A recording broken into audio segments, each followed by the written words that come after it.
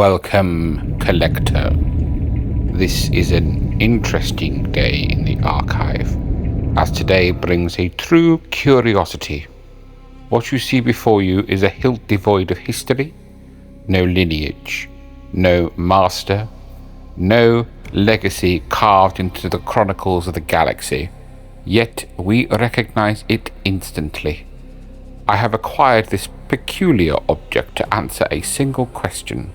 Can this child's toy, scaled to lethal reality, be taken seriously by the follower of the dark side? You will not find this hilt in the Jedi archives. It is an aberration. Its origin isn't a master artisan in a temple. It is a manufacturing plant on Earth, producing plastic bricks for recreation. The design did not emerge from a Jedi's vision.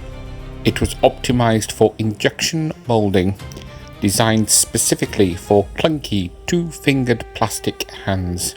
This specific metallic manifestation is known across the Outer Rim as the brick Saber by the Pach Store. They took a perfect symbol of power and absolute force and made it cute. They sold billions. This metal manifestation is an echo of that toy, a monument to popular construction, not combat. A weapon is only as good as the warrior's connection to it. We define that connection through ergonomics, and here the Blocky legacy is an insult.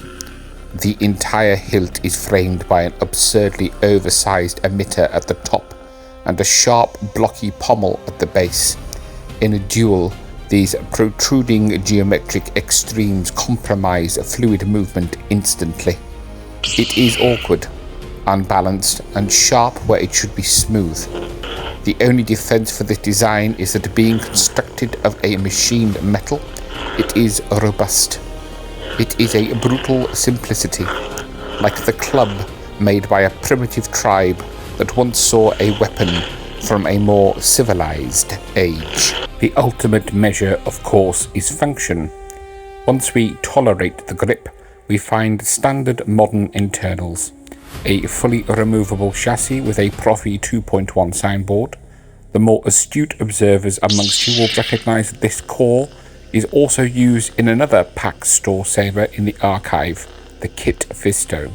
The Pach Store's Proffie heart system enables the collector to swap cores between sabers, allowing collectors to purchase empty hilts with the connection system, saving credits while making worthy additions to collections. But listen, the ignition is hollow. The sound font, while fun and whimsical, lacks the unique character that only a true bonded crystal provides. It is synthesized power. So, if it fails as a traditional law, fails as ergonomics, and is merely functional as technology, why does it exist? Why is this massive curio sitting in my dark library? Because, and this is truly insidious, it possesses the most powerful law of all, the law of memory. Billions of minds now visualize the weapon of the Jedi as this exact design. A toy has colonized the galaxy's memory.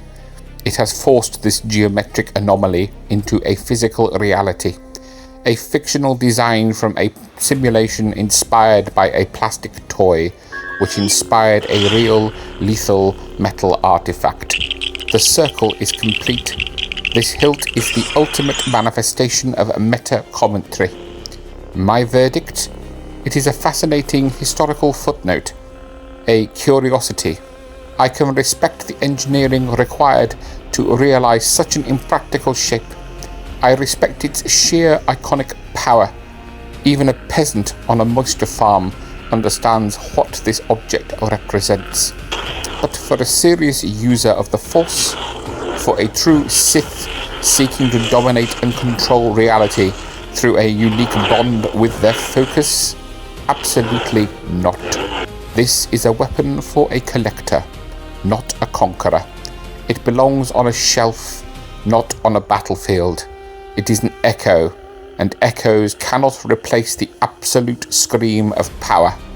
If you value the history of the blade, you must document these anomalies. I demand your analysis.